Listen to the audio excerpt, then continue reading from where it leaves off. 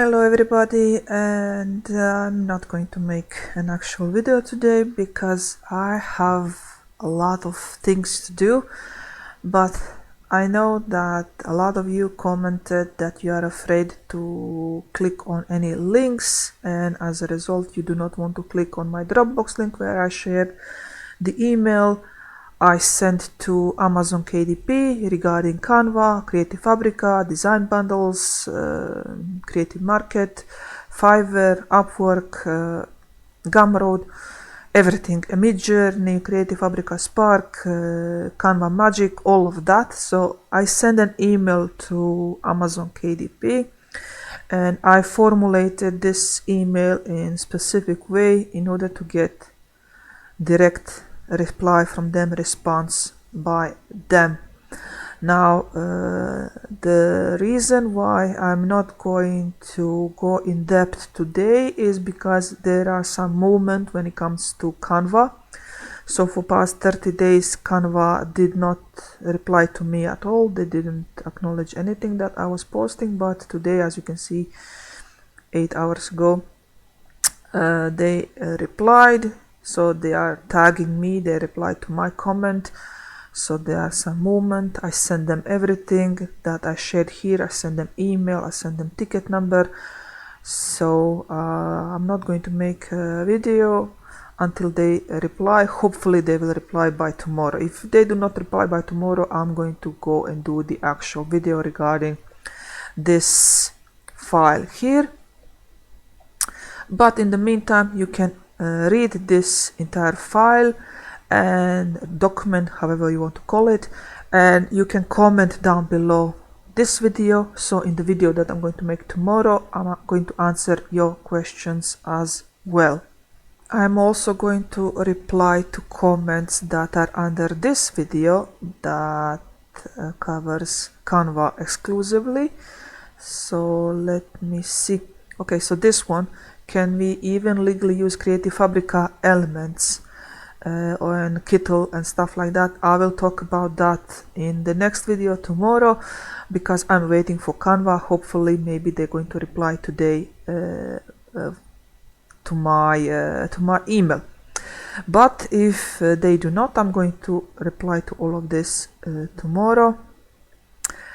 Okay, and let me show you the document. So once you click on the link down below, Dropbox file, it's not a virus, it's not something, I don't know, but it is this document, and I'm going to scroll slowly. If you are afraid clicking on the link, I'm going to scroll slowly so you can read it, pause the video and read the document if you do not want to click it. But it is a PDF file on my Dropbox. You can download it and read it if you are not afraid of the links. So basically what we have here is I introduced myself and I gave Amazon KDP 4 options.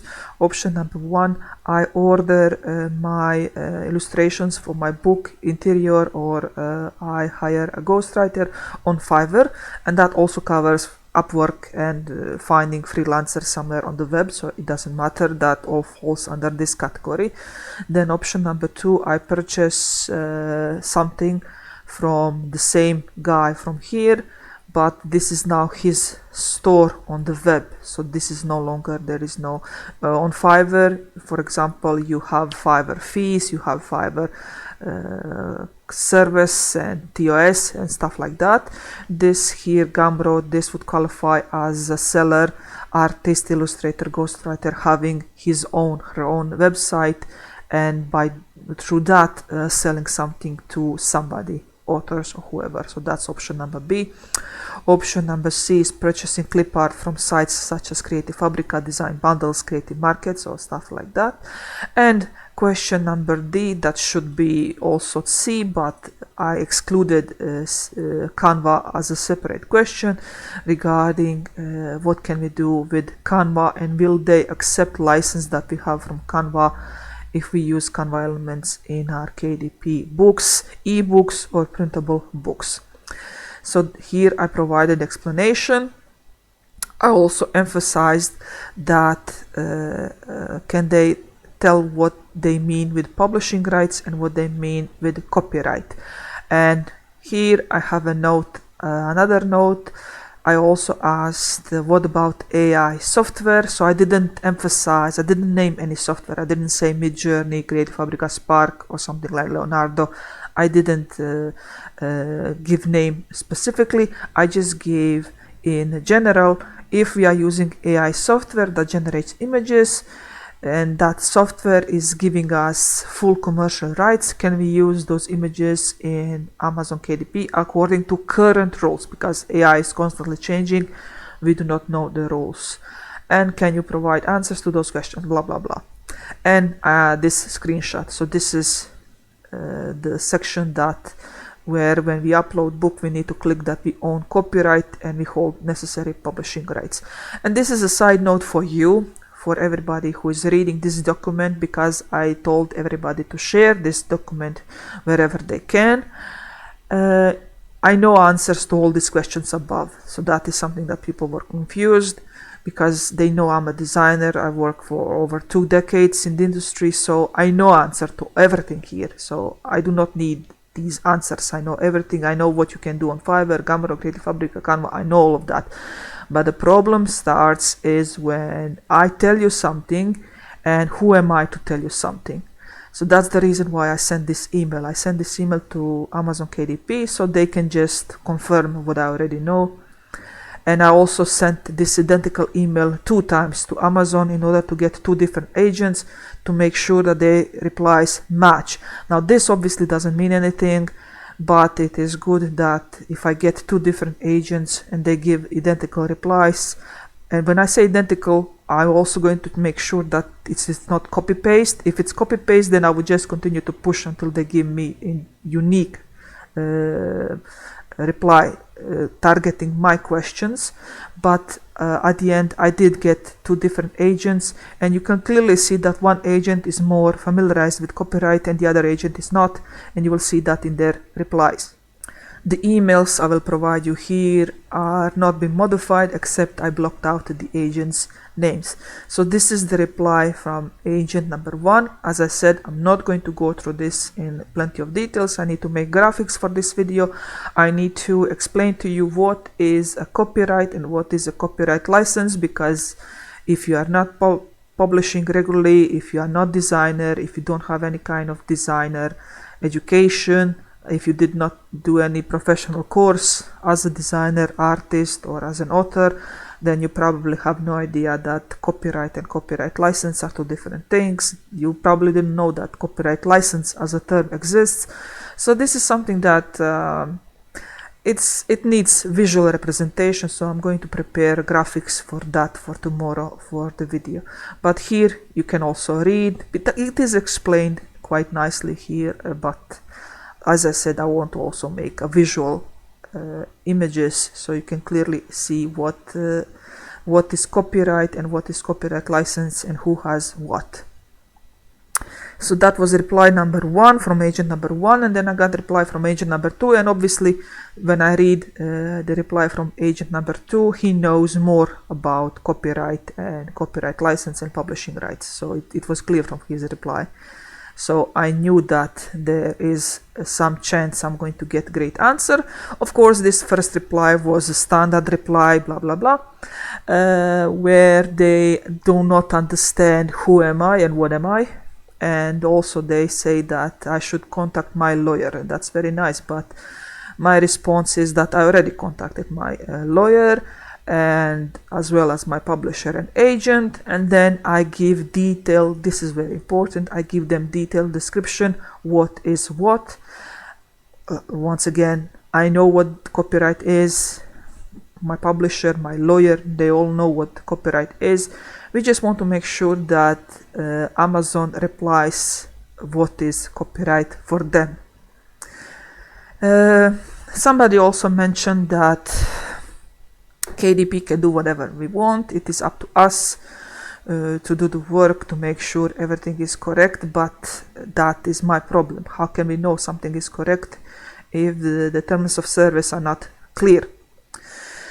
So this was my reply to them.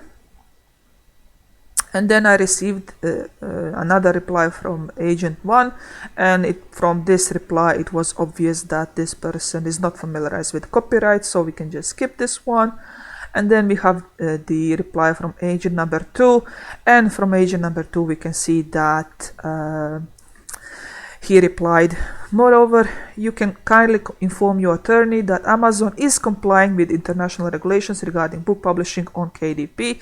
And yes, you are correct. This is indeed valid for KDP as well. So when he says this, so this section is regarding copyright, copyright license, who owns the artwork on cover, and what can be done with the artwork on cover. And also you need to understand there are different regulations when it comes to United States copyright, and they are different when it comes to European Union. In Europe we have stronger copyright rules, and it's more detailed and it's more precise, while United States is more it's a wild card there. So that is also something that we need to consider. But I also make sure that I explained to Amazon agent what is something that is international, so something that it is even covered in United States and in European Union or Europe. So that is that part. And then here, this is my personal addition to this document. And I just want to emphasize that if you are using Clipart on anything, that Creative Fabrica, Design Bundles, Creative Market, Gumroad, Etsy, giving that you receive proper license, in most cases that means the following. So this, you should use this as guideline, what can you do and what you cannot do with Clipart that you purchased from internet. So I'm giving you this example, so please study these examples. You have the same image samples from Creative Fabrica, and then here I explain the constant confusion when it comes to full POD usage from Creative Fabrica. Constantly you are mixing Creative Fabrica with Amazon, with Zazzle, with Amazon merch. Creative Fabrica is giving you one thing, it doesn't cover what is Amazon telling you. So Creative Fabrica is only responsible for what they are offering. They are not responsible what you're going to do once you are finished with your design. So if you have your design and you want to upload it somewhere like Redbubble, you need to read the rules of Redbubble. You cannot just go to Redbubble and say Creative Fabrica told me so. So that doesn't work like that. So every platform that you are using has its own rules. Some are more liberal, some are more strict, but bottom line is Creative Fabrica told you that you can do whatever you want with these images if you have full print on demand usage. But when they say whatever you want, that means you have your own website, you have your own store where you are selling artwork you prepared using Clipart you got from Creative Fabrica. So that is what you get. You don't get that you can upload to other sites. That is what is meant with full print on demand. That means you go to Alibaba, you purchase heat press, and you actually in your house you are printing t-shirts, printing mugs with Creative Fabrica images, and you are shipping them around the world. So that is full print on demand usage. So you can read all of that there. Then you have the links to everything, to all the licenses. FreePick as well. FreePick has specific link for what you can do in books with the clipart that you get from FreePick. Also here what you can sell on Etsy, and also if you are buying from Etsy, Etsy is a storefront for sellers. So Etsy doesn't have saying in what you can do with specific artwork that you purchase from some seller. It is up to individual seller to give you the rules and licensing rights. And then we have Canva license that is still not clear, and as I said at the beginning of this video, they started to reply, so maybe by tomorrow I'm going to get something from them. And then I'm giving you here a practical example. This is a constant confusion when it comes to what you can sell as a digital. So printable is one thing, digital is another thing. This is an example of an image Clipart. So let's say this is separate, this is separate, this is separate, this is my maze, this is my bee, and this is my hive, and you purchase this from Creative Fabrica, or you have Creative Fabrica subscription. Can you sell this on Etsy? And the answer is no. You cannot sell on this on Etsy as a digital. You can only sell this in your book as a printable form. And that is something that people are constantly confusing when it comes to Creative Fabrica and what they can sell on Etsy. I actually had last year, I had somebody who took my mazes that are hand-drawn, so my hand-drawn mazes, and was selling them on Etsy. And I was fine with that, but just to be sure, I asked Creative Fabrica, is this allowed? And they told me it is not allowed. And then they gave me a full description of how image needs to be transformed in order to be able to sell it on Etsy. But they also added that due to uniqueness of this bee, there is absolutely nothing that they can do to this image that they can make it unique enough to sell it. So that is one of the reasons why I do not sell mazes like this. I give you this template, and then you can add your own decorations around and then make it unique. And if you do that, then you can sell it on Etsy. But if the image is like this, you can only use this in your book as a printable. But you have everything here, so please read it. And also here, I'm giving you an option. If you say, oh, but this bee, where am I going to get bee? How am I going to draw this bee? How am I going to sell this on Etsy? And the answer is very simple. Go to Creative Fabrica Spark or Midjourney or Canva Magic or Leonardo. Type cute kawaii Clipart bee on a white background and you will get bee. I mean, it took me 30 seconds to get this bee, and I believe you agree this is even better than the one that I have here. So you can, because of the AI and text to image, today you can create something that you need for your project very easily. So I believe there is no need for you to use something like this. Let's scroll down, and this is the, I'm going to skip this because I'm waiting for Canva reply, but you can read all of this in the document, because that's constantly claiming that you cannot use Pro Elements, but you can purchase Pro Elements on Etsy, so, and online. So okay, so I'm going to skip that. And this last section, because I believe this is important to say a couple of times and to be repeated a couple of times, I'm going to say this in this video and then in tomorrow's video. You cannot and you should not use AI art as is in your printables or in your books. Now, at the moment, the United States Copyright Office doesn't have regulations when it comes to AI generated work, but what they do believe at the moment and what they are willing to accept is that they consider an AI generated work copyrightable if a human can prove that themselves put a meaningful amount of creative effort into the final content. So what that means is, for example, you generated this octopus and then add something on top of it, add bubbles, add glasses, add, I don't know, a hat. So you see, add hat to this kawaii girl, add bag, add glasses. So make it your own. So if you say, okay, Marina, how I'm going to create hat? You can create hat in Midjourney. So you merge a couple of images together. So create a girl, create glasses, create bag, create hat, and then merge them on top of each other and create unique character that doesn't exist, that was not generated by AI.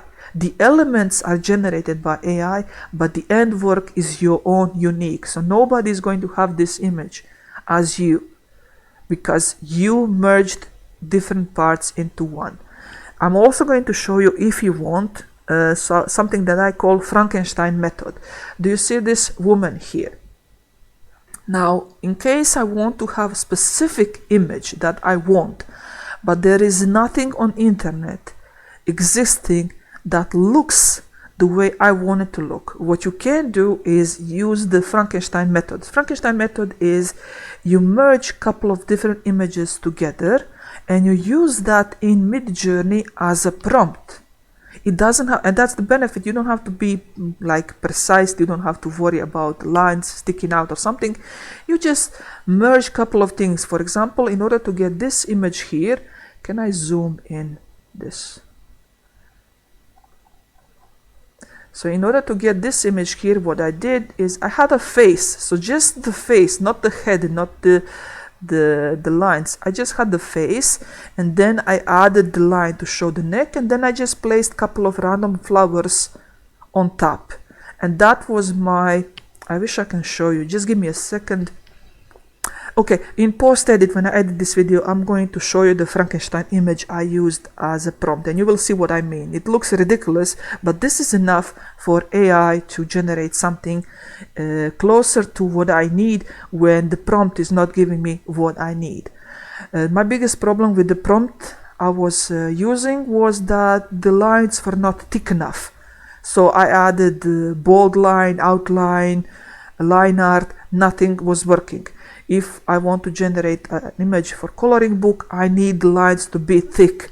And what I did is I just increased the thickness to maximum. It looks ridiculous. You will see on that Frankenstein image. But as a result, Midjourney started to give me images with better lines. So I will show you that tomorrow. So yeah, ask me any questions that you want to ask me regarding this document. And in next video tomorrow, I'm going to answer all of that. Until next video, I'll see you down below in the comments. Stay safe, everybody. Bye.